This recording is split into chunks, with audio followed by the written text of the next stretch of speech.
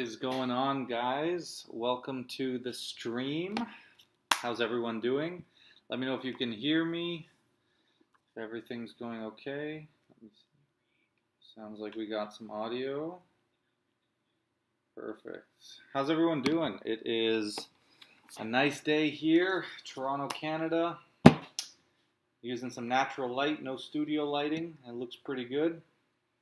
I just had some time. I figured I'd hop on here for a quick live. There's a few things I wanted to share, a few things I wanted to maybe jump into and teach if enough people jump in here and want to learn something.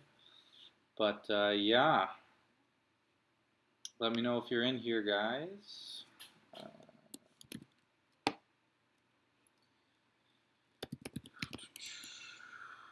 Man, it's been a crazy week, but hey, I got some time now. I'm happy to do these lives a bit more consistently if I can, They're a lot of fun usually and gives everyone a chance to kind of ask some questions, and I usually try to teach something. So I will be teaching something in a little bit. I have a few cool effects that I haven't taught anywhere that I'm excited to teach. So welcome to the stream, guys. I'll just take some time, let a few people get in here.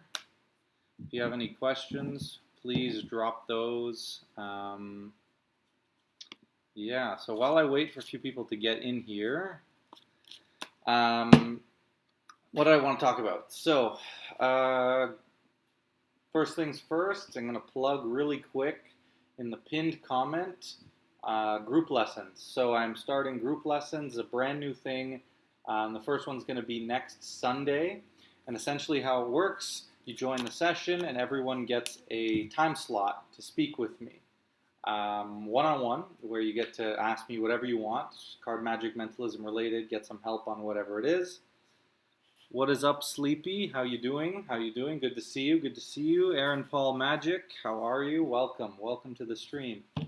But yeah, like I was saying, the group lessons, and so not only do you get your own little time slot where you can ask me whatever you want, I can help you, I can critique your sleights, give you some feedback, help you with effects, whatever it is, but you also get then to stay and watch everyone else's questions, right? What everyone else in the lesson has. It'll be capped at kind of like 10 people, and you get to learn from all of them. And then at the end of that, we'll have like a jam session where you can ask any other questions and that sort of thing. So pretty cool. I'm excited for it. First one is this upcoming, not tomorrow, but the following Sunday. So if you'd like that, you can check it out at the link in the pinned comment. Anyway, what else is going on? Let me pull up my... Okay, so we got some new videos coming. Tomorrow, I'm dropping a new tutorial. I won't spoil what it's on, but it is on a very... very important, I guess, move. There's a hint. And I'm very excited. It's going to be a great tutorial. I know you guys are going to love it. Then after that, we have next week, we'll be dropping How to Make Your Magic Better 16, which is about saving tricks that have gone wrong. So I think that's going to be a super good video because I'm going to be talking about so just looking at some of my talking points from the video, I'm going to be talking about like what am I referring to when I mean saving tricks, then why is it important? So things like, avoiding embarrassment, keeping our magic powerful, keeping your reputation, and it's just fun to succeed and not, ruin or not have your tricks go well. And I talk about how to do it, so how to do it through jazzing, how to do it through universal outs, how to save your effects, how to make things up on the fly. And then I talk about some of those universal outs and how you can really save any trick and my sort of philosophy on that. So that's going to be a great video. And then what else do I have planned? I have a Q&A coming out soon. I made a post on that. And then another performance breakdown, which I am looking forward to. Those are always great videos. So, if you guys have any more questions, welcome once again to the live. We'll be jumping into some tutorials in a bit. But for now, I just want to sit and hang out and see what's going on with you guys. Some of the things I'm thinking about teaching, let me look at the list. So I want to talk about two-card Monty and a fun little variation on it that you guys could try out that I think you'll really like, the color-changing Monty. Kind of take that effect to the next level. You guys know that's probably an effect that you've seen me do a lot, one that I really like doing and that I do a lot. We can also look at either an ACAN effect, one that I came up with years ago. That's really, really neat because of the way the number is generated. It's a truly thought of number where they never say it out loud or write it down or anything like that. And that's a really neat little ACAN that we could talk about too. I haven't taught that anywhere. Or my card to pocket, an older card to pocket, one that I don't do as much these days, but really cool card to pocket. So if you guys have any preference on what you want to look at, I see we have a question here. Let me check it out from Sleepy. Do you have any suggestions for places to talk to other magicians? I've been trying to find people to talk to about sleights and such. I don't really know where to look. Great question. So here, my channel, in the comments, I believe it's a bit of a community. I always try to answer every comment, and other people can jump in as well, but I know that's not exactly what you're looking for. So other places, Card Trick Academy, what is up, my friend? Welcome to the stream. So other places, Facebook groups are decent, but kind of toxic because there's a lot of older magicians on there who just don't want to see the modernization of magic, I guess. But generally they're decent. Reddit, the magic Reddit is, I just don't like the magic Reddit because it's super strict on what you can talk about, what you can say. For example, one time someone was asking for,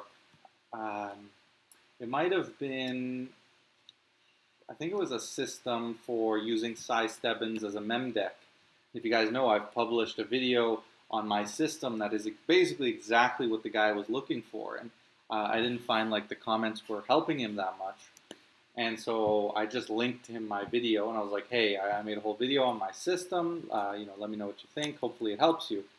And I linked the video, and then I got blocked and banned from the Reddit because I promoted myself, which is kind of ridiculous. But anyway, so Reddit is kind of I don't know, they're just super strict about what they'll let. So if you ask a question, they might just take your post down and, all that kind of stuff. But it's not a bad place, I would avoid Magic Cafe, even though it's a great resource in terms of it having the most sort of magic questions and content, probably of anywhere. But yeah, I'd stick to Facebook, Reddit. Maybe there's some good Discord servers from some magicians, but I'm not in any of them, I think. Yeah, I don't really use Discord much these days. So that's my thinking. But think about getting into performing in restaurants. Do you have any tips on starting that and what to perform? So I have not done any residencies in restaurants, and that is something that I'm looking to get into more this year. I think it would be a good gig for me. So I can't, I don't want to give you too much advice on getting restaurant, residencies and that sort of thing, because that's not something I've done for myself, so I don't want to speak on it too much.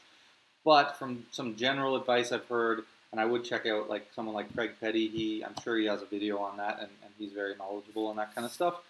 But, you want to get your name out there, approach, walk into a restaurant and just go up to the owner, or ask to speak to the owner, and just kind of pitch yourself and have a good trick ready.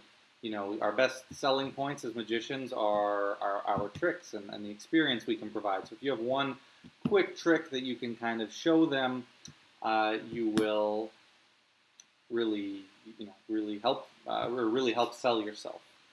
So that kind of stuff's really important. So just be ready to show them something, because they're probably going to ask to see something, and go from there. And then just quantity. Try to get out to as many restaurants as you can, and try to advertise yourself. Have you thought about making a Discord server? kind of, but I mean, I could, yeah. Is that something people would actually like?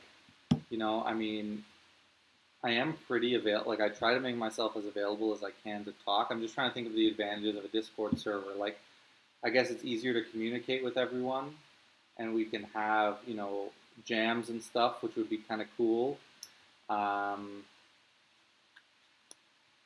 What else?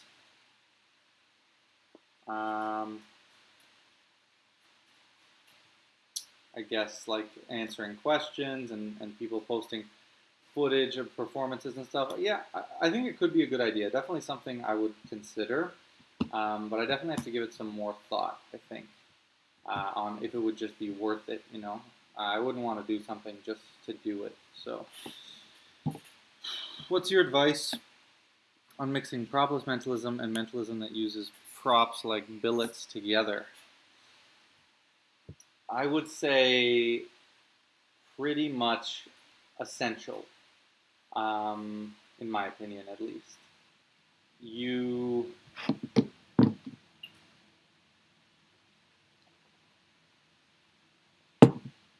gotta remember to drink my water when I do these, otherwise I'm just gonna die. Anyway, pretty much essential because there's a couple of things, like propless mentalism is so eye-catching these days, especially to new magicians. You hear, you know, mind reading, mentalism in itself is already a very exciting thing to get into or to see, and something a lot of people want to do.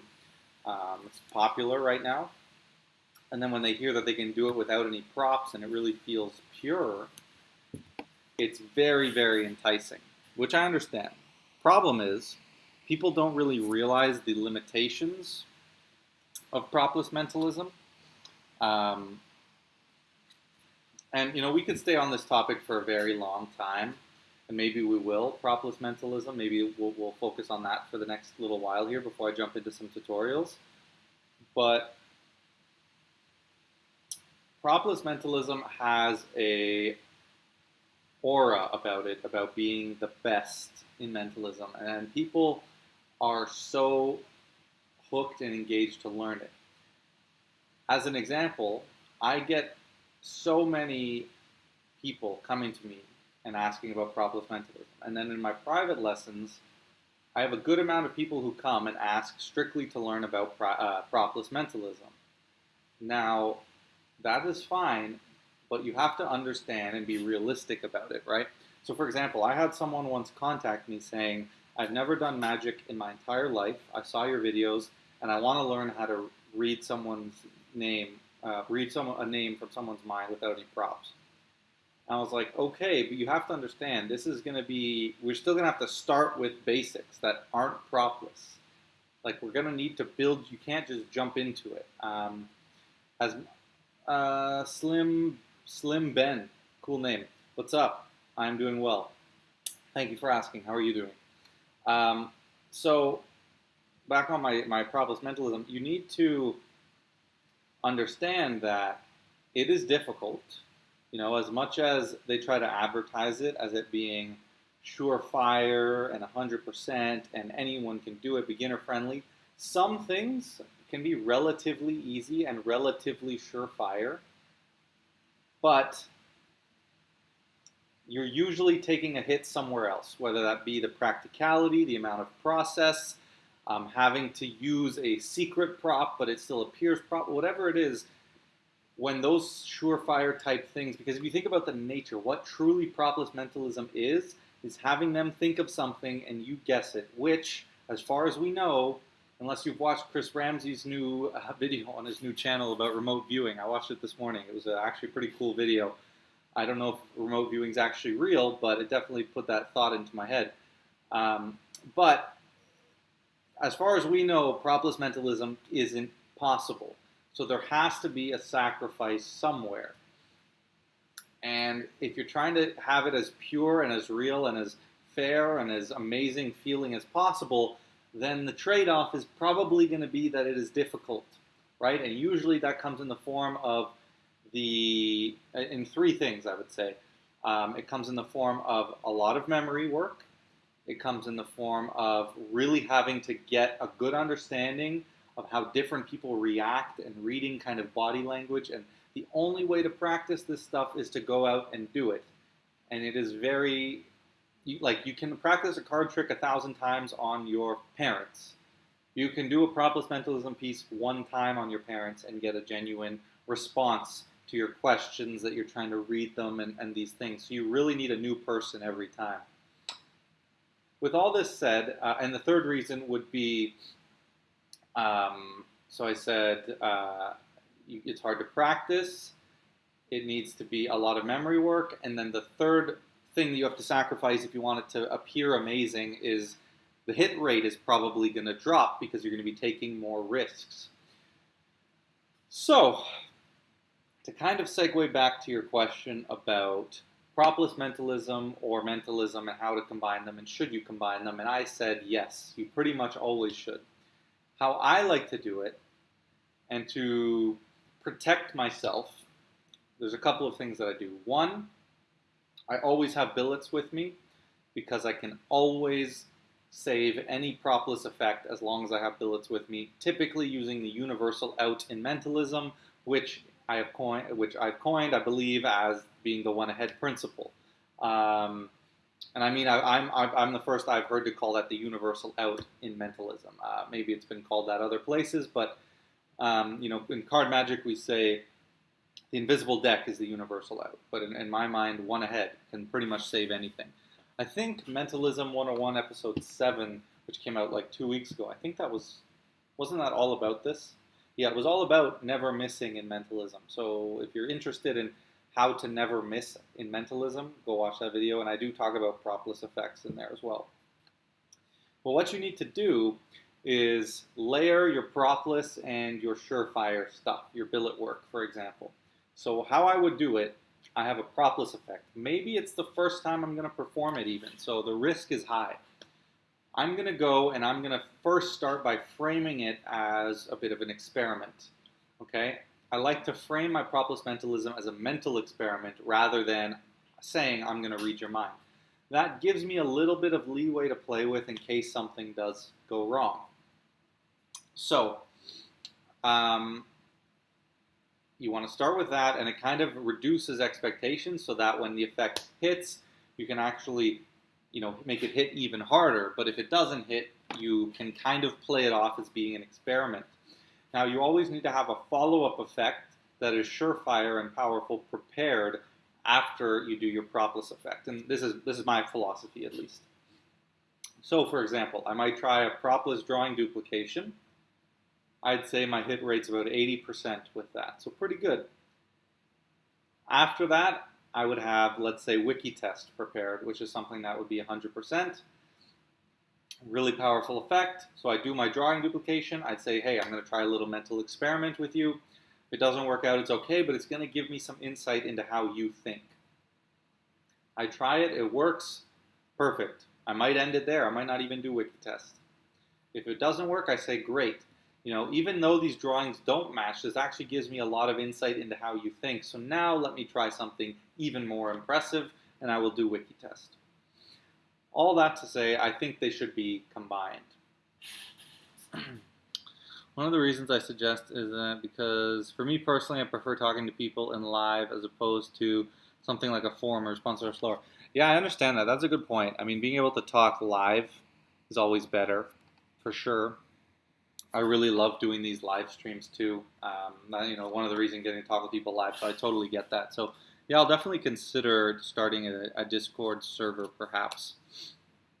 So guys, now there's a few more of you in here. We can look at a tutorial. So I'm going to start with a little addition to the 2-card Monty, something that I love to do. I think you guys will like. Then after we'll dive into a full effect. We can either look at my card to pocket, an old one that I came up with that's really, really nice. I think it's really well justified if you guys want to see a cool card to pocket. Or we can look at an ACAN that you've seen me perform here on the channel. I haven't taught anywhere, but it is very cool because the number is truly thought of and never written down or said out loud. So you get a really, really nice moment at the end. Trade-off being No, I won't even say that. But yes, we have the ACAN or card to pocket. So let me know what you guys would like to see while we jump into something else here. Are you an NFL fan? I am. I am. I am a football player. In fact, I still play. And so yeah, I'm a big NFL fan. I am ashamed to admit who my team is, given their performance last season. But but I am a Denver Broncos fan. Hoping they turn it around this year. New coach, all that good stuff. So we shall see what happens. But yeah, big NFL fan. The CFL, which is a Canadian Football League, not as popular in the NFL. Even in Canada, it's not as popular. But it is a fantastic league. I am a fan of that as well. It's a different game, though. Though the rules are different, that actually makes a lot of the strategy kind of different as well. But anyway.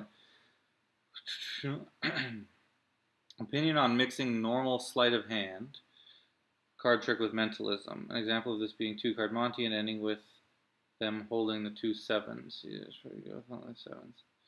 Cowboys fan. Oh my god, that is very unfortunate. I know a Cowboys fan, and I was watching that game with him last year where their kicker missed the 4 extra points. Yeah, that was I can't get into too much of the what was said that night, but it was hilarious. It was a great time. Anyway, yes, okay, I will answer your question. Let me jump into this Monty.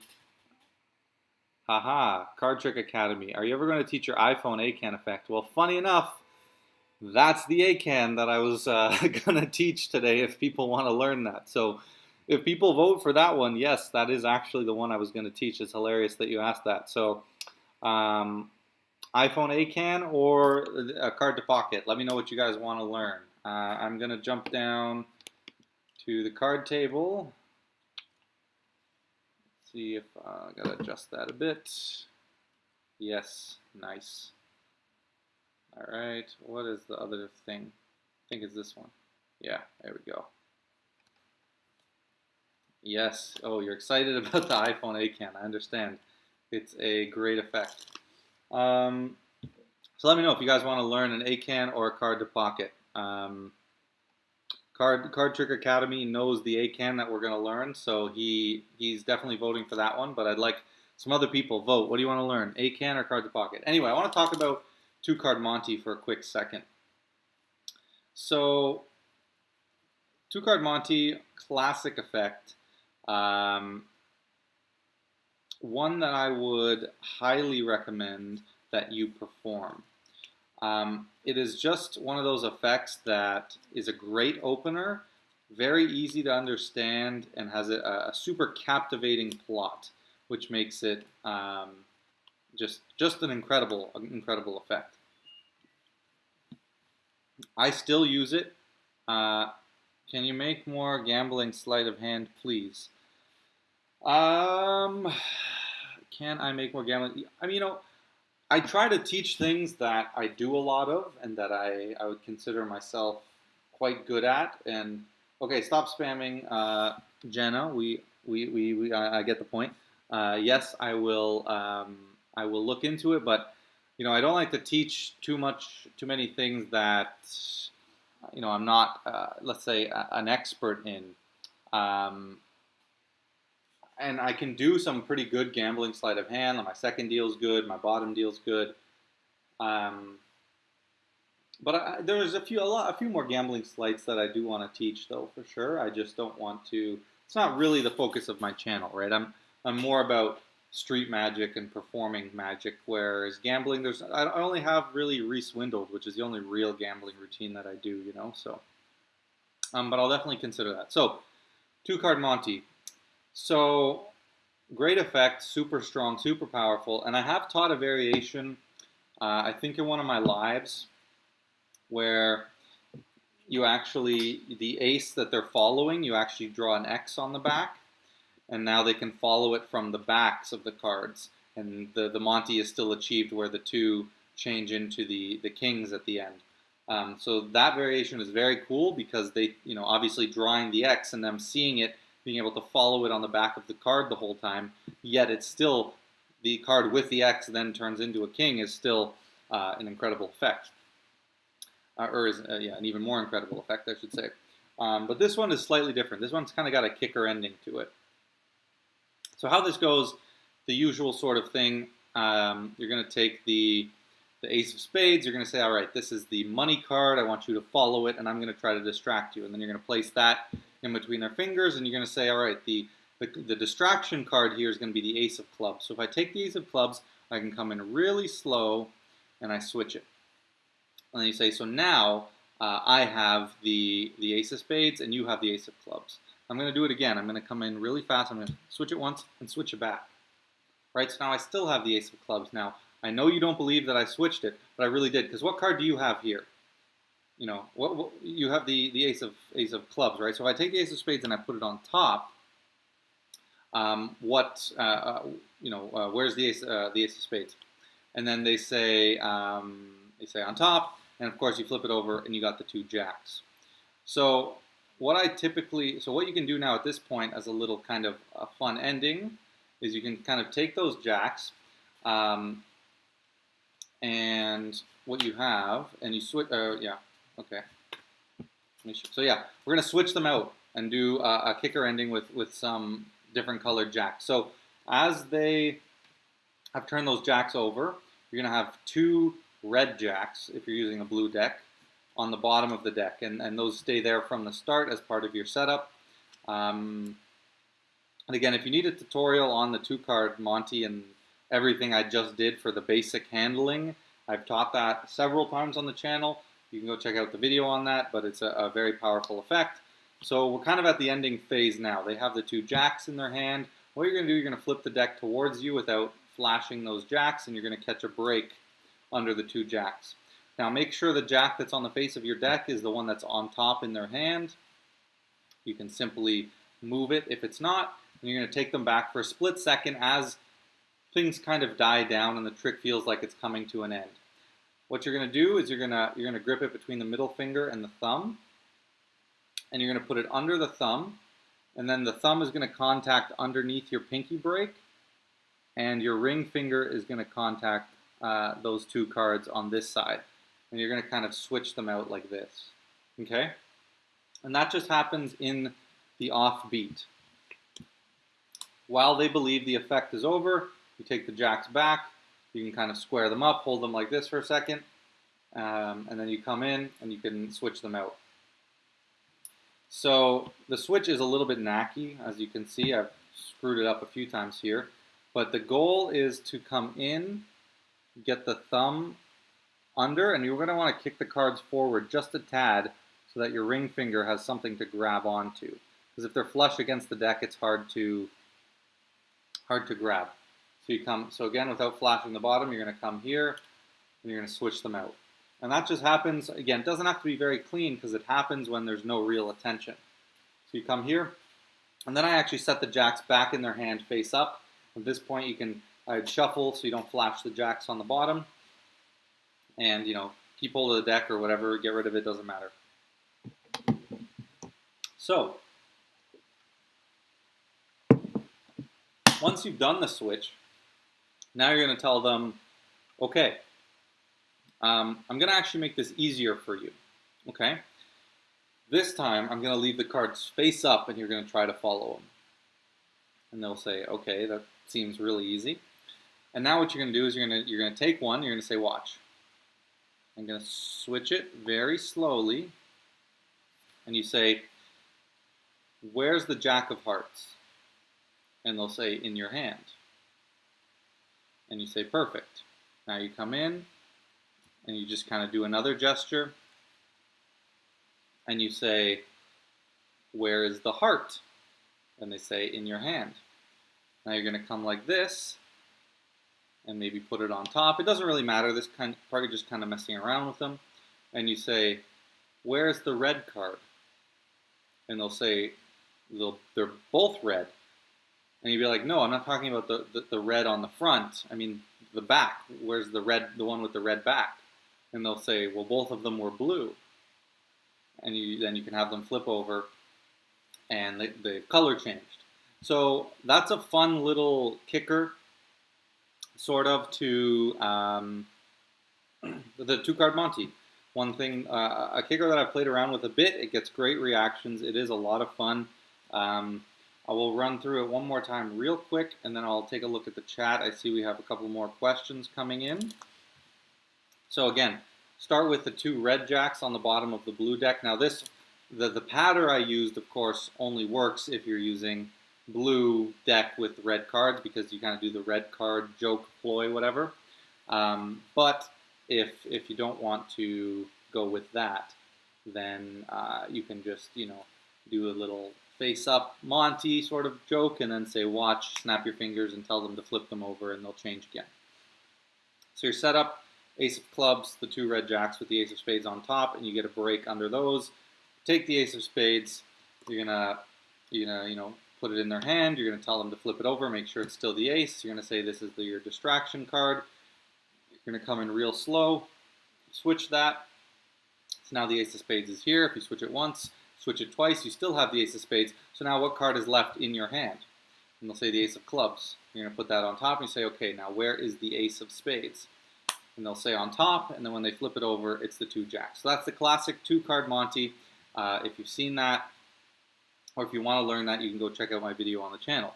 So for the kicker, you're going to pick up the 2 jacks, and in the off moment, you're just going to switch them out, and you're going to put them back in their hand. You're going to say, this time we're going to actually make it a little bit more easy for you. I'm going to leave them face up. So where's the jack of diamonds? And they'll say in your hand. You say, okay, if I switch it now like this, where's the heart? And they'll say in your hands. You say, now if I go like this, and I place this on top, where's the red card? And they'll say, well, they're both red. You say, no, I mean the back of them. Where's the red card with the red back, or the card with the red back? And they'll say they're both blue. They've seen them blue the whole time, and they flip them over, and it is both red. So that's a fun little idea with the 2-card Monty that I just wanted to share. If you guys like it, if you want to take anything away from that. Now I do want to teach next a couple of things, either a card to pocket or an ACAN. Let me know what you guys want, and while I wait for you guys to vote, I'm going to read through a few of these chats. Love you, man. Love your channel. Appreciate it, Jonna. Thank you. No problem for answering the questions. I do not know who Evanera TV is. Yeah, I don't know who that is. They teach magic tricks, but they're mostly gimmick. Yeah, never heard of them. Have you seen ACAN performed by Rebecca Hera? I have not. I don't know who that is. So I don't know where you can learn it, unfortunately. And then back to Sleepy's question, what's your opinion on mixing normal sleight of hand cards with mentalism? An example of this being 2-card Monty and ending with them holding 7. So I think that what you're kind of referring to would be mental magic, where you're kind of mixing mentalism in with your card tricks, or you're just doing a card trick and framing it as a mentalism piece. I think that is a very powerful thing to do, and a great thing to do like a really great thing to do, in fact, as a way to get into mentalism, especially if you know card magic, So, absolutely fantastic, and I really would suggest doing mental magic. It can be very simple, taking something like you mentioned, 2-card Monty. Instead of making it feel like a gambling game, you do it like a mentalism game. And even if you use the standard performance, you could just hype it up as, you're going to have them try to intuit where that card is, right? And maybe instead of showing them the ace of spades, like you show them the ace of spades at the beginning and the ace of clubs, maybe we get them to actually illustrate this. So maybe what you do is, as you take out these 2 cards, you'd put the apparent, so you'd have your setup, and you'd apparently put the ace of clubs in their hand, but as we know, when you're doing 2-card Monty, it's actually already been switched for another card. Then you're going to show them the ace, and maybe you then shuffle these around. So now they don't know which one is which. And you're going to say, that's fine. As long as you know they're both aces, I'm going to have you try to intuit where the ace of spades is. Obviously, you would just need to keep track of the ace of spades, or you could do a little peek now. I see I don't have it, so I'm going to switch it once. And then I say, where do you think the ace of spades is? Because now they don't know. So now it's more of a mentalism presentation. They try to feel, intuit where that ace is. You can switch it once, switch it twice. They try to feel it, and then you do your top change. So you've switched it in for another card. You know, you put that on top. I think I just switched. Nope, we're good. And then at the end you say, well, you know, you may have intuited right, but you know, when you play with a magician, you never win. Whatever your, you know, I just came up with that on the spot. Whatever your performance happens to be, but regardless, you know, my point being, it's very easy to do mental magic in a lot of different ways. Okay, let's jump into an ACAN tutorial. Let me pull up my notes on this effect, just so I don't miss anything here. So this is an effect I call iPhone ACAN. Okay?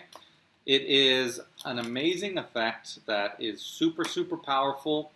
It's a great ACAN. It's fun, simple. Well, it's not the most simple. So all you need is a regular deck, but it does require a little bit of mental math. So as long as you can do some simple mental math, you will be fine with this. Now you get this really beautiful moment with this effect that I absolutely love. And yeah, I just can't wait to show you guys. So I can't really perform it without a person here. But let's imagine what it would essentially look like is, okay, I'll show you what it would look like. This isn't an actual performance, but basically I would have you look at a card. So you'd look at a card. So in this case, that's the 7 of spades, but I wouldn't know what card it is, all right? You're going to look at the card, and then the cards are going to be mixed, and then we're going to set the deck down, and I'm going to have you think of, or I'm going to have you take out your phone, open your calculator, and start multiplying a bunch of random digits together until you get a big number somewhere in the millions. So you're going to go on your phone, and you're going to go multiply a bunch of numbers together. I can't multiply. There we go. Oh, hold on. Yeah, so there's a bunch of random numbers. You just keep multiplying until you get some big number somewhere in the millions. You multiply a bunch of single digits. Now I'd have you think of one of the numbers that you see on your phone. So you just think of one. So let's say you think of the number 4. I don't know this. You never tell me. You never say it out loud. Nothing like that. And then what I would have you do is I would have you basically, there's another little step where you then would either tell me or write down the number that's on your calculator without the number that you're thinking of in it. And that's just as a piece of evidence to prove that you could have chosen all these different numbers, but I don't know which number you've chosen. So you write down the numbers, and then all you do is you'd be thinking of your number. Again, I don't know what it is, and then I'm just going to start dealing. And whenever I get to your number, you're just going to say stop. You've never told me your number, nothing like that. So I start dealing. We get to number 4 in this case. You're going to say stop, and I'm going to say for the first time, what's the card you were thinking of? Yeah, because I don't know what it is. And you'd say 7 of spades. We'd flip over, and it would be the 7 of spades. So that is a rough performance without someone here of the premise, I guess, of kind of how the effect plays. So this is, again, an effect I called iPhone ACAN, something I created years ago. I performed it, I think, mostly in some Omegle Magic videos, some older ones, but it is a great effect. So let me show you here. So step 1, what you're going to do is you need to force a card in a very clean and fair way. Now, you could opt to have a fair selection and a peek, but to me, a force is always going to be more fair. The goal, essentially, is to make this process feel as fair as possible, so I will leave it up to you. If you do something like everybody's peek, which I've taught, where all you do is this, you say stop, you show them the card, and you hand it for a shuffle and you've already done your peek, then okay, use that peek. But for me, I'm going to opt to use my spread force, so that's where I force the bottom card.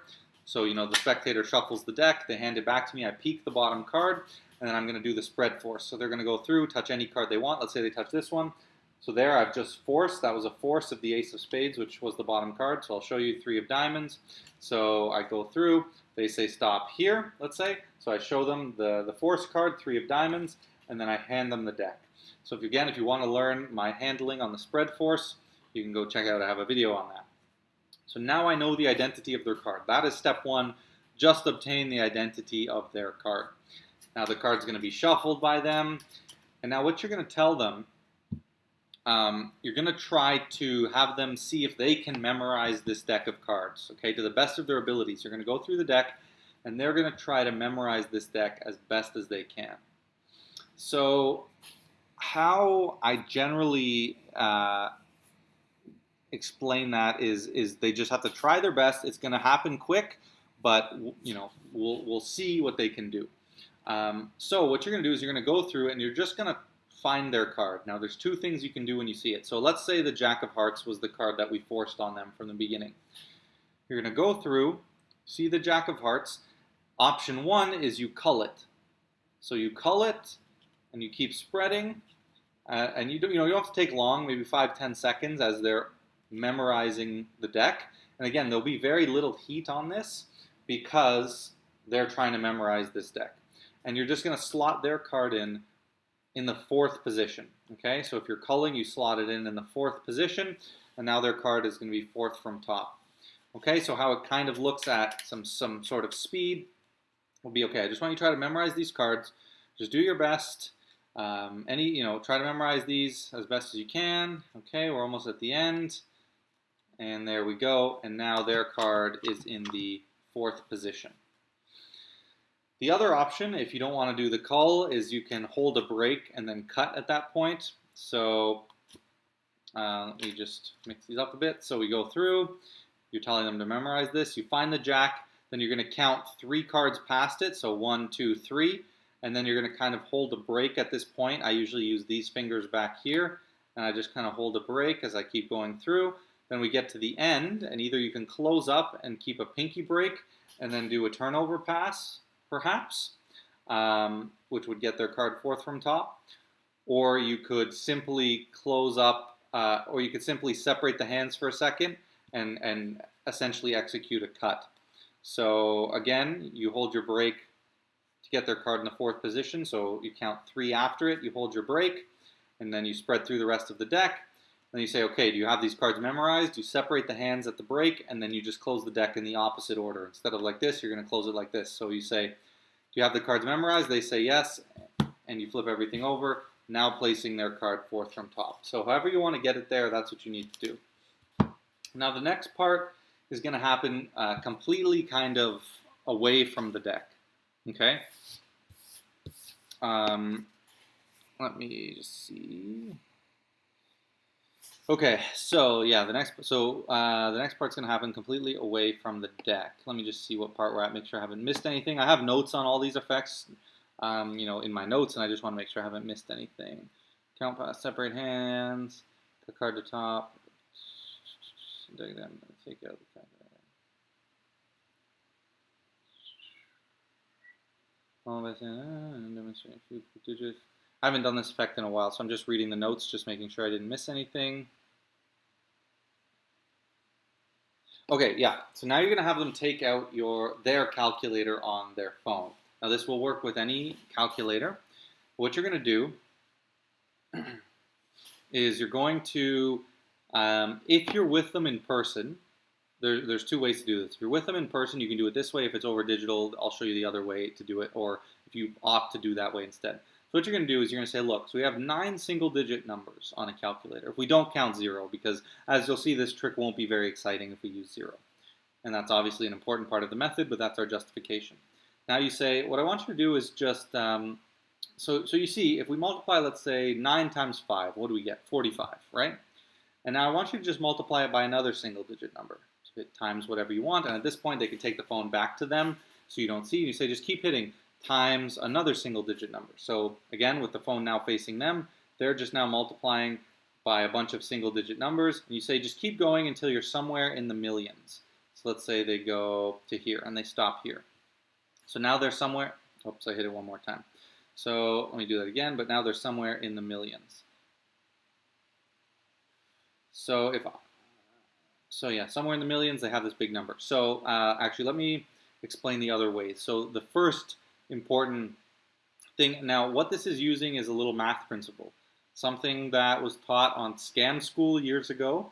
So you might recognize it from there, but I've adapted it in a bit of a different way here for this ACAN. So the only thing that needs to happen is they need to at some point multiply by 9, right? They have to at some point click times 9, or any multiple of 9. So it could be, if they do times 3 twice, because 3 times 3 is 9. Anyway, I'm not going to get into all the math, but essentially just keep in mind they have to multiply by 9 or a multiple of 9 at some point.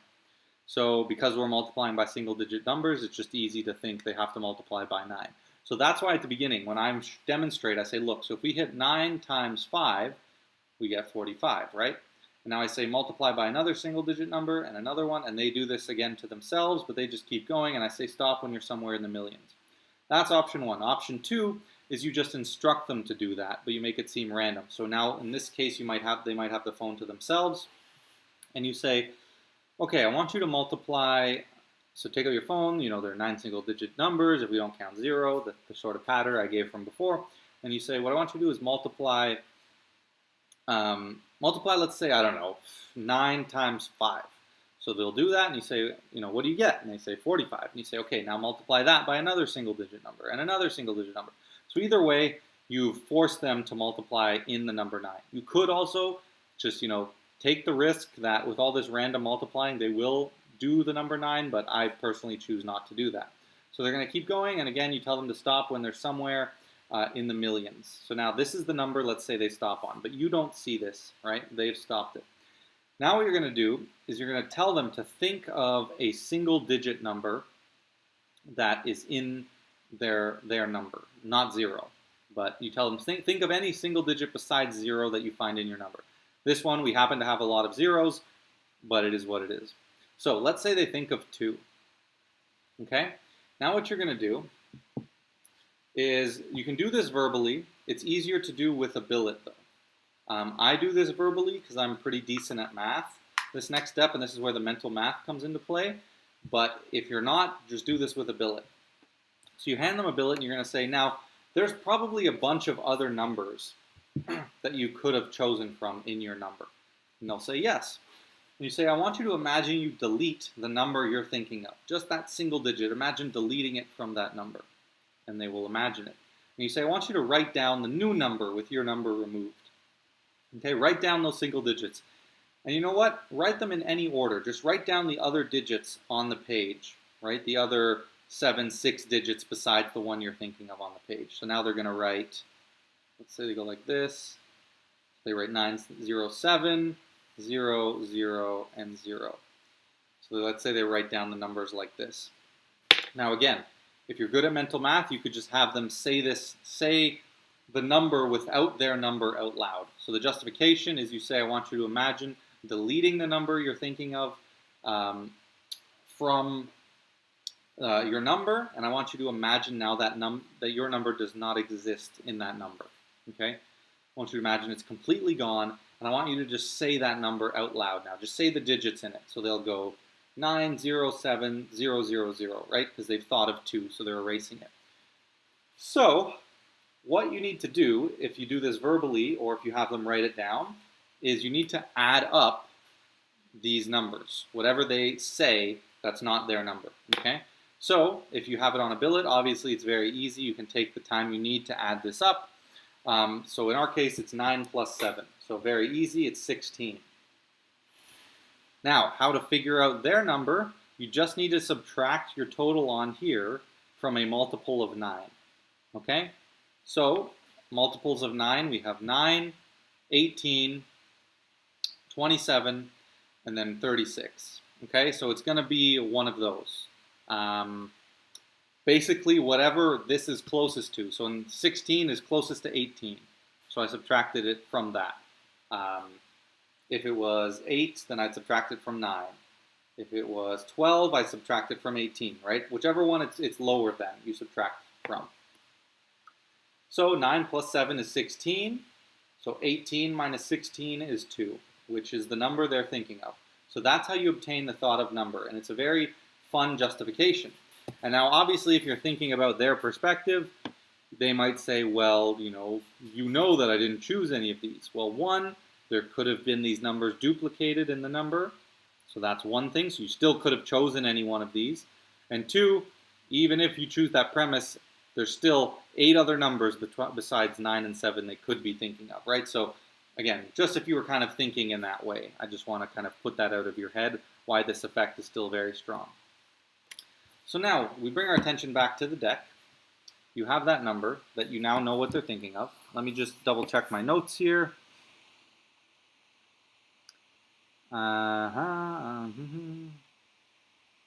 Imagine deleting their number. Chosen any one of those numbers.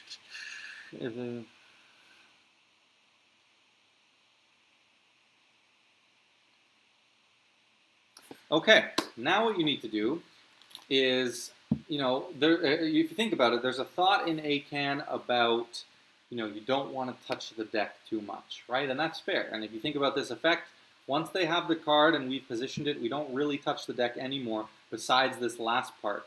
And this last part is just going to be shifting the card to the position. Now I've picked putting it in the 4th position because that's a very central number, right? Between 1 and 9, it's right in the middle. So it's very easy to shift a few cards from top to bottom or a few cards from bottom to top to get their card in the number I now know they're thinking of. But it actually doesn't matter much to how much we touch the deck at this point. Because in their mind, we still have no idea what number they're thinking of. They have no idea that I know they're thinking of the number 2. So it's essentially like the start of an ACAAN where they haven't told me any information. So I can shuffle the deck as much as I want and there's no suspicion. So we're going to kind of use that to allow us to do this shift now. So in this case, I know the card's at 4, so I know I'm going to need to shift 2 cards from top to bottom. If the card is above 4, I'm going to need to shift a few cards from bottom to top. And all you do is you do that in the guise of your recapping. So at this point, you'd say, think about this. You're thinking of a card. You could have thought of any card. It's a card that I have no idea what it is. And you're just thinking of it. Okay? Now you're going to say, look, remember at the beginning of this effect, you took the deck, you shuffled it, and then we've had it sitting here the entire time. And now you're just thinking of a number that you have never said out loud. Remember, you could have chosen any number. You had a free choice, completely free choice. The evidence is there. And in that, when I was demonstrating them shuffling, I shuffled 2 cards from top to bottom, okay? So if it's the other way, if you say they're thinking of 7 and I need to shuffle 3 cards from bottom to top, I'll say, remember, you took the deck, you shuffled it at the beginning of this effect, and then it's been sitting here since then. So that's the process I always use. I say, you took this deck, you shuffled it, and I shuffle off the number of cards I need for the shift, throw them on top or on the bottom, depending on the case. And then I say, and then we've had the deck here the whole time as I set it down. Right? So that's my method. So again, if it's 4th from top and we need to shift it to 2 because I now know the number they're thinking of, I will say, so think about it. You shuffled the cards at the beginning of this, and then they've been sitting here the entire time. Now you're thinking of a card I have no idea what it is, and a number I also have no idea what it is. All right? Now what I say is I'm going to start dealing through the cards, and I just want you to say stop whenever we get to your number. You don't have to ever tell me the number or the card. Just say stop once we get to it. So we're going to start dealing.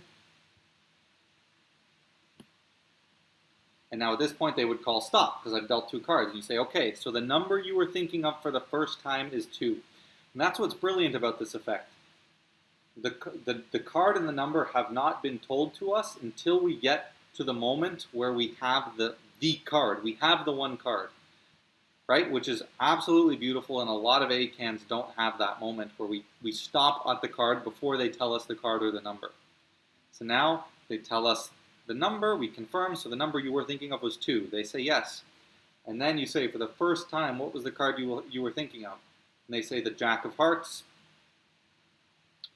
and you can reveal the Jack of Hearts at that position. So that is iPhone ACAN. I would love to know what you guys think, the guys who have been here for the duration of this tutorial. What do you think of that effect? Is it something you would perform, something you would use? I think doing it this way is very practical. It's very well justified. It's a very fun spin on that little math principle that allows you to achieve something pretty incredible with a deck of cards. So let me know what you guys think of it, and yeah, I can run through it again. Let me know if you'd like me to run through the tutorial again real quick, but I think that was pretty comprehensive. Card Trick Academy, thank you, my friend. Appreciate that. Yeah, I think it is really great because you have this, you kind of have these scrambled numbers where they could have chosen any number.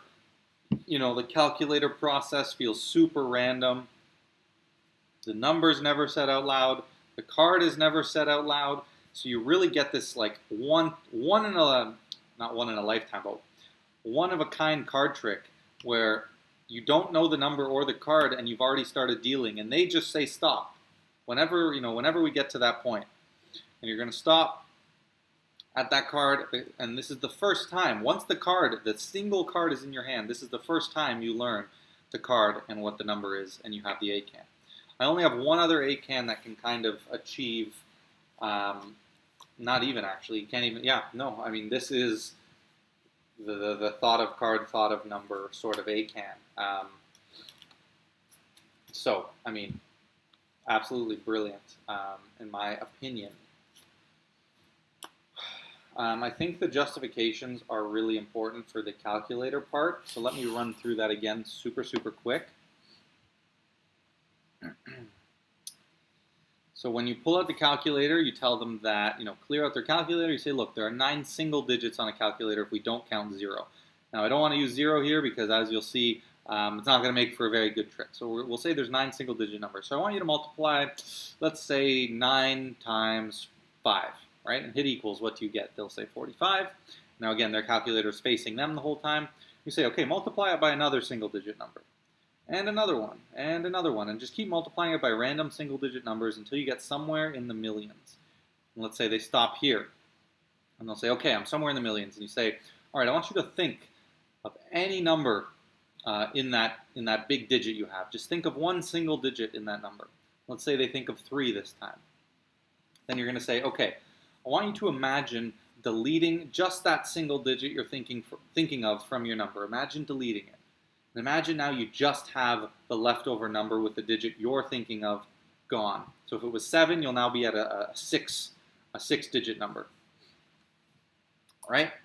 So then you're going to say, all right, I want you to take this paper, this pencil, and just write down the other digits that would now exist if you imagined deleting your number. You can write them all over the page. You don't have to write them nice in a number, but just write them all scattered. So let's say they go like this.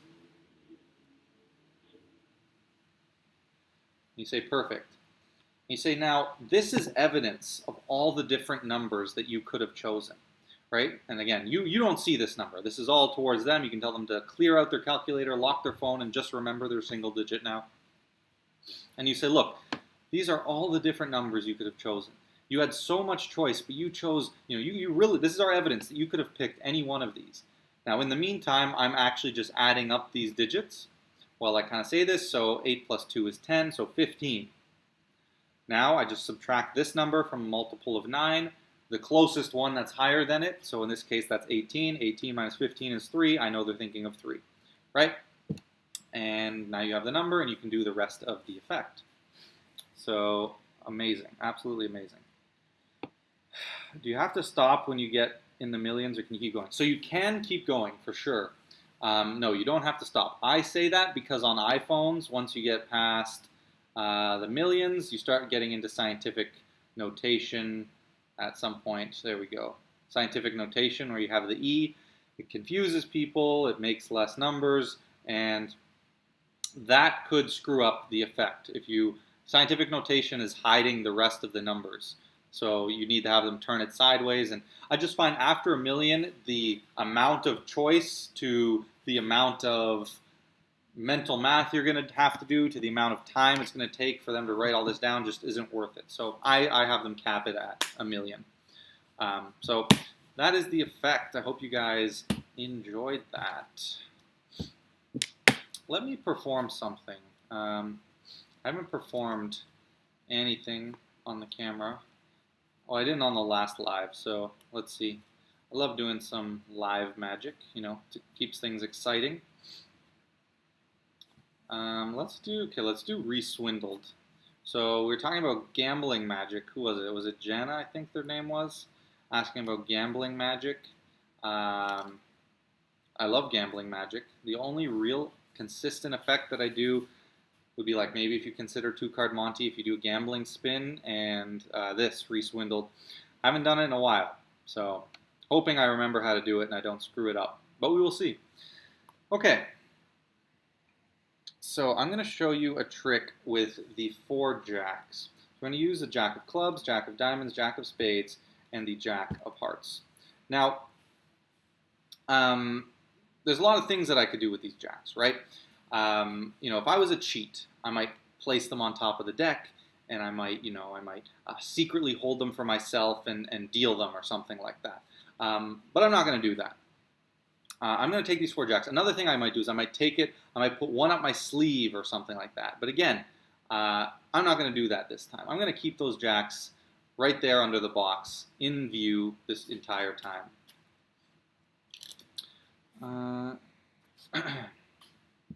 So here's what we need. If we're actually playing cards, there's a very good chance we would have a bad hand, right? We're not going to be dealt the jacks right off the bat, right? My goal is a card cheat. So if we take out, just some low, kind of not very good cards, my goal as a card cheat would be to try my best to kind of switch in these other cards for the jacks.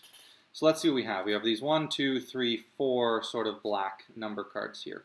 So I'm going to try to switch the jacks in for these cards now. So if I take the first one, the 7 of spades here, all I have to do, pop it over like that, and just like that we get the first jack.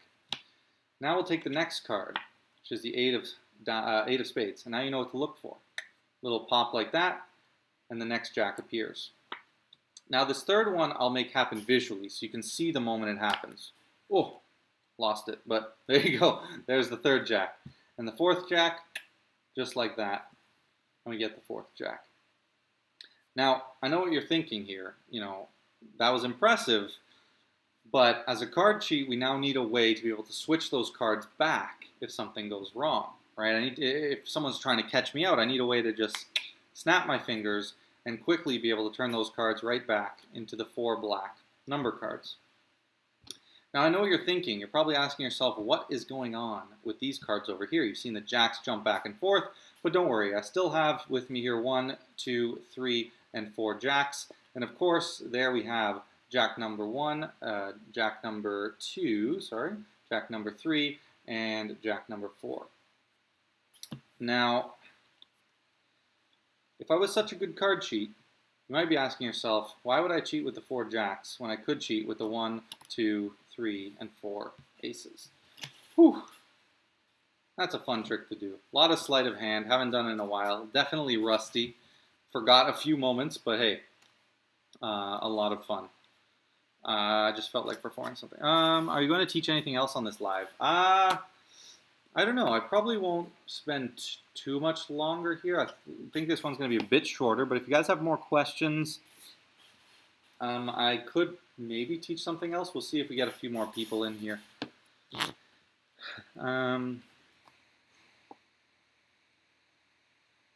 What is your advice performing mentalism for someone who is still a teenager, so some of the stuff doesn't seem believable? So what does you being a teenager have to do with it being not believable? That's my question to you. Let me try another effect, actually, just for fun while I wait. I'm going to try performing one more. I'm going to need someone's help on this one, so be prepared. I'm going to ask for a card in a second. First one to respond will be the card we're going with. So I want you to imagine that we have two different spectators. Okay, they each get their own set of aces. Now, spectator number one is going to be you guys. Okay, so I want you, hold on, I just need some water for a sec. So, I want you guys to think of a card. Okay, don't say it in the chat yet. Just think of a card. Okay, but don't say it in the chat, not yet. So what I would have you do is I'm going to dribble through the cards and you throw the aces in wherever you want, right? If you were here, you could actually do all this. And now when we spread through, we see that the aces have actually eliminated some cards. So now I'll take maybe this ace, I'll slide it here, and I'd give it to you guys, and you can truly shuffle this as much as you want. And let's say you stop here, we spread again. Now the aces have eliminated some more cards. So let's say this time I go like this, and I say right hand or left hand. Let's say you say right hand, so I throw that, and now they've eliminated some more. And then I come like this, and let's say you choose right hand again, and now they've eliminated down to one single card. Now, we have a couple of cards, or just the one actually, now that we've narrowed down to. We've narrowed down a couple of cards. We're left with one in, this, in between these aces. No one knows what it is, and I'm going to set them just to the side of the screen so we can see them in view. But this would actually be set in your hand right now.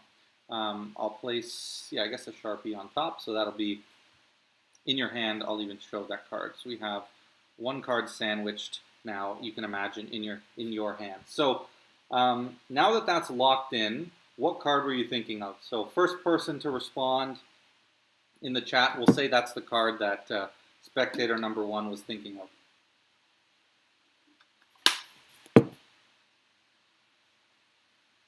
I'll just wait here for someone to give us a card.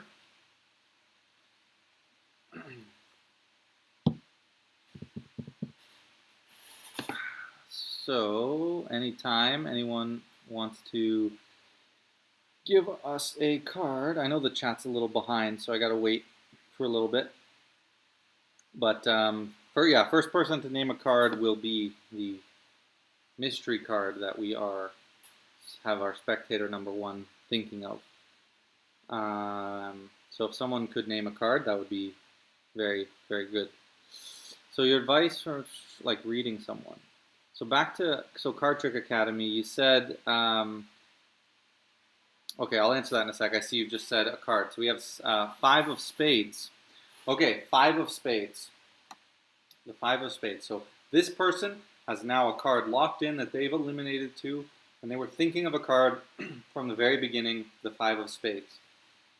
Now, we need this person to now make their selection, but I want to do this in a bit of a different way, because I don't want them to have to go through the cards and think of one and look and be like, oh, I want this one, oh, I like this one, or I like this one, or whatever it happens to be. I don't want them to do any of that, because I want this to be different. I want this one to be a random card. You know, sometimes they think people, you know, we're mentalists, we're magicians. Maybe we can know exactly what card you're thinking of. We can influence you, something like that.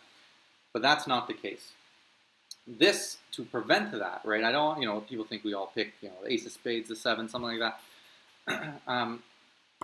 This is not that. We're going to pick a truly random card. So this card is going to be a card that neither you nor I could ever know that you would end up on, right? That's what we're going to do, because it's going to be random. It's going to be one that you randomly select. So let's say you call stop whenever you want. So let's say you call stop here, and we'll stop here, and we'll take that card. You know what? Actually, let's make this even more random. We're going to take 2 cards, okay? 2 cards. What we're going to do, the reason we're going to use 2 cards, we're actually going to use these to create a new card, okay? We're going to use one of the card's values and one of the suits, and we're going to put them together to create a completely brand new card that doesn't even exist here. That's how random we're going to make. We already both don't know what these cards are, all right? Now, we need one of these to be the value and one to be the suit. So I'll just have you point at one. Let's say you point at this one. So I'm going to look away. I'll show the camera. So let's imagine this is the value. So just imagine the value of this. And again, in the real world, I wouldn't be seeing any of this, but I am looking away. So that's the value. So just take the value of this card. And now this one's going to be the suit. So just take the suit of this card. Okay? So take the value of this card and the suit of this card, combine them to create a brand new card, and I'll throw those in there, and I'll turn back. Okay. So now you guys should be thinking of another. So Spectator 2 has a completely random card in their head now. All right? So we have Spectator 1, random card. Spectator 2, a completely randomly generated card they never knew that either I or them would end up on, right? Now, they've been holding these aces for the whole time, right? They can assure me that there's nothing like in between those aces, which is very important for this, right? We have nothing here. Now, I want you to imagine that these aces, I'm going to shake them like this, okay? And I want you to imagine that something starts to happen. I want you to imagine that the actual card that you've never said out loud that you're thinking of starts to materialize between these aces. Imagine it. Imagine as I go like this, one card starts to materialize between these aces. Face down, one card starts to materialize. And it's not just any card. I want you to imagine that your card materializes between these aces, the one that you are just thinking of. Now remember, from the very beginning, you were both thinking of some cards. All right? I'm not going to do anything funny. From the very beginning, what was the card that they were thinking of over here? Let me check the chat. It was the 5 of spades. And look, between these aces, we had exactly the 5 of spades. And finally, that new card that you guys in the chat were thinking of, I'm not going to wait for you guys to respond and tell me what it was. I'm just going to take a peek, and hopefully it's right. You guys will have to let me know. Is hopefully the 4 of spades. And just like that, we have a miracle. Hopefully you guys like that little trick. A lot of fun. A little bit, tried to make it interactive. It obviously plays much better if you guys are in person, but hopefully you guys liked it. Let me know what you think. Okay. Oh, let's see how the bottom deal is. I haven't hit a bottom deal in a little while. 4 kings. Capped on the bottom of the deck. So regular deal, bottom deal. Not bad. Not bad at all. 4 kings. Heisenberg, Mr.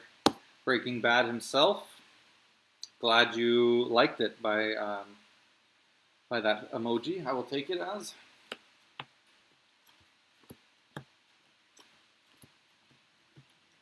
Oh, missed it. Bottom deal looking all right still. Not too bad.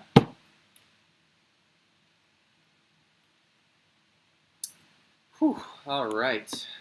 So far, been a good live. If you guys have any other questions, please drop them down below. Let me know what you thought of that last effect that I just did. Doesn't have a name yet.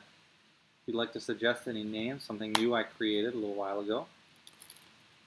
You keeping this video up? Why, Jalen? Should I keep it up? Is there a reason you want me to keep it up? Let me know.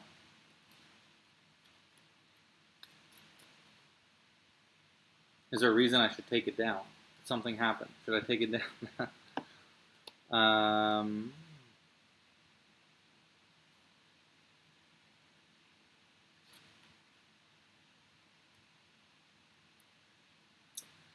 So your advice for performing mentalism. So back to your question, Card Trick Academy, about performing someone who's a teenager who doesn't make it seem believable. So I'm not exactly sure, like you said, like reading someone. So you're saying, but like, what does you being a teenager have, like, isn't it more the magic that makes it believable or not, and not whether the person is a teenager or not? Like, they're going to be skeptics at all ages. So you just mean performing for skeptics? Is that what you mean? Like, if performing for skeptics is your concern, then I would say don't perform skeptics. And I think that's generally just pretty good advice. Skeptics are not people you want to perform to, you know? I just avoid them at all costs. There's no point. Really no point.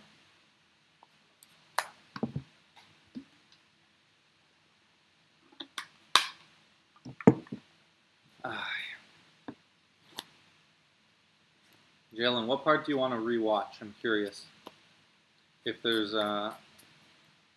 something in particular. I'm just curious to know what you liked and what you want to rewatch, just so I can, hopefully make these better and continue to improve. And so please let me know. But yeah, I do keep my lives up. So unless there's, yeah, I'm just curious to know.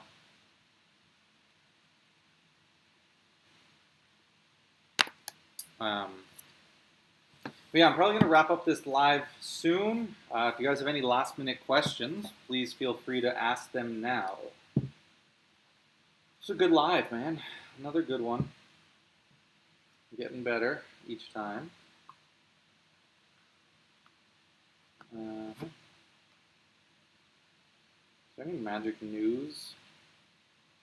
I don't think so. I don't know. I haven't been keeping all that up to date with the magic community. New video tomorrow, guys. New video tomorrow, 11 a.m. Also, what was the other thing? Yeah, group lessons. If you want to sign up for the first ever group lesson, I will be teaching a brand new effect I've never taught before as a sort of a bonus for the first group lesson. So if you guys would like to join, you can sign up at the link in the pinned comments. It's going to be amazing. Can't wait for the first group lesson. I'm a teenager, and people might not believe things I say about, like, oh, I get what you're saying. Because you said performing mentalism for a teenager. So I thought you meant the person you're performing for is a teenager, but you mean you being a teenager, how to make your mentalism believable. I got you. It's not something that you might have that much control over. People are going to kind of assume and think what they're going to think about you regardless. Ultimately, though, try to, one, think about your pattern a little bit more.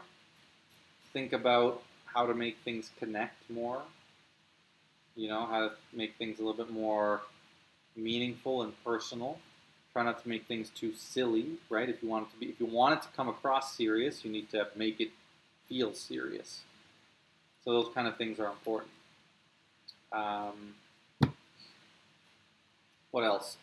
Choose your effects as well carefully. Don't do any goofy, corny effects. Try to make them serious, right? All these sort of same topics that I keep coming back to about being serious. It's going to come down to more so your persona, right? And at a certain point, there are going to be people who, just because you are younger, they're not going to take it seriously, and there's not a whole lot you can do. Performing for other teenagers, though, is a good option because they'll have the same generally level of respect. So that is my suggestion. If anyone else has any last-minute questions, I'm going to wait another minute or so, see if anything else comes in. Otherwise, we'll wrap up. But I thank you guys all for joining this live. It was a great live. I'm glad you guys enjoyed the effect that was taught. The lives usually don't get a ton of views, even when I keep the video up. So this effect is probably, unfortunately, not a lot of people are going to see it. They're lost. So you guys are lucky for joining, and I appreciate everyone who joined. Another great live. If you have anything else you'd like to say, another 30 seconds or so to say it.